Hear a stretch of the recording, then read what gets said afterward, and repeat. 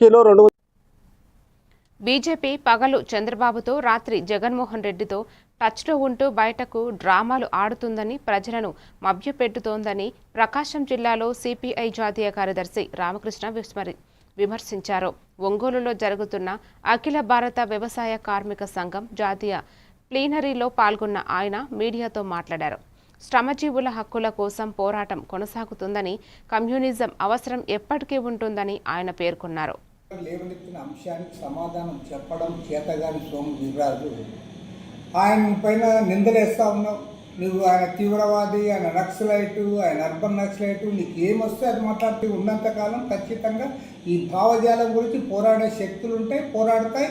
ఎప్పుడో ఒకసారి మళ్ళీ అల్టిమేట్గా మేము విజయం సాధిస్తాం.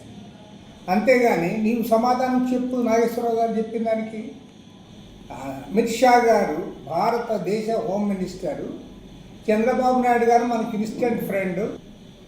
మీరు ఆనాడు ఈనాడు ఎవరు రాష్ట్రంలో అధికారంలో ఉంటే వాళ్ళతో బాగుండడం, ప్రతిపక్ష పార్టీని కూడా మీ కింద పెట్టుకోవడం, మీరు ఇద్దరి మద్దతు తీసుకుని కూడా సక్సెస్ఫుల్గా బ్లాక్మెయిల్ చేస్తూ ఉన్నారు.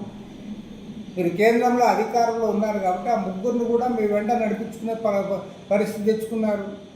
మీ కేంద్రంలో అధికారం లేదనుకో, ఆ ముగ్గురిలో ఏ ఒక్కరు కూడా మీతో ఉండరు.